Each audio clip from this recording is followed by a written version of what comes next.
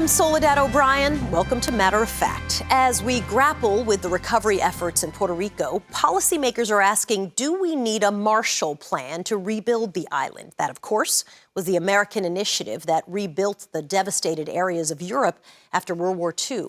Puerto Rico, battered by Hurricanes Irma and Maria, is home to 3.5 million Americans, their lives and livelihoods now uprooted. It's hard to imagine the comeback, but experts say the island has the potential to be an economic powerhouse if its infrastructure can be strongly and smartly rebuilt. Luis Fortuno is one of the optimists. He's a former governor of Puerto Rico and was the first Secretary of Economic Development and Commerce for the island. It's nice to have you with us. My pleasure, Soledad. Why are you optimistic when you look at all the challenges that Puerto Rico has had? First, starting with an economic crisis. Then you have Hurricane Irma. Then you have Hurricane Maria. How are you optimistic? Well, I see an opportunity in everything that happens to you in life. And in this case, I see an opportunity given the fact that, now that we're starting to move beyond the search and rescue stage and all that, to think smartly about our infrastructure. There'll be a lot of FEMA money, insurance money, and other type of funding that will be coming in.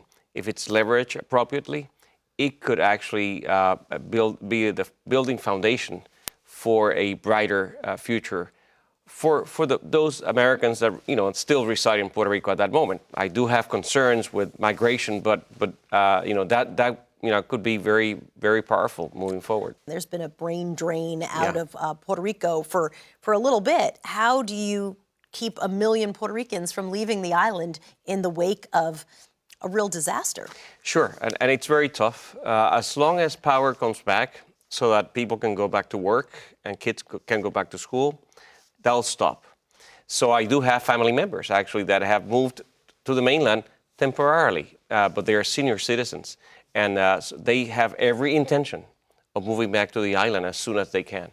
Infrastructure, I don't need to tell you because you well know, was already very challenged in Puerto Rico. So it would not just be, hey, let's fix what's there. It actually has to be completely redone. That's going to cost a lot of money and require a will to reinvest in the island. Well, and a will to be smarter about it. Give me the number that you think to come in to rebuild, to fix the infrastructure, build it better than it was before. What's that cost? It will probably cost somewhere around $45–50 billion easily. That does not take into consideration private property that has been affected. And private property, in most cases, will be insured. If it's properly insured, it will be rebuilt. So give me your vision of Puerto Rico in the future. People have spoken about a Marshall Plan, that massive historical going in and rebuilding very intentionally post-war. Do you see a similar Marshall Plan, if you will, for Puerto Rico? Well, I'm also realistic here. And I believe a lot of money will be flowing into those heart-stricken areas across the country. That includes Puerto Rico.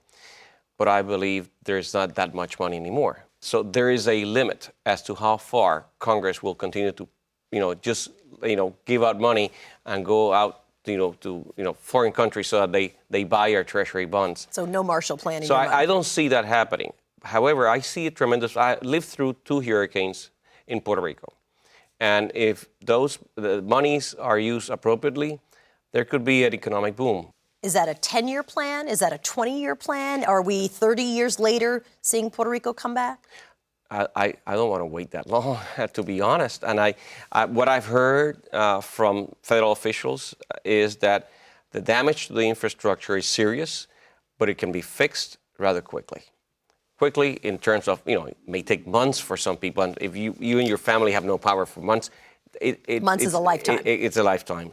This has, however, affected the lives of everyone in Puerto Rico, I think for life. Puerto Rico has never gotten the same opportunities that the mainland has. In fact, I think there's a whole bunch of people who just figured out that Puerto Ricans are Americans, like a lot of people.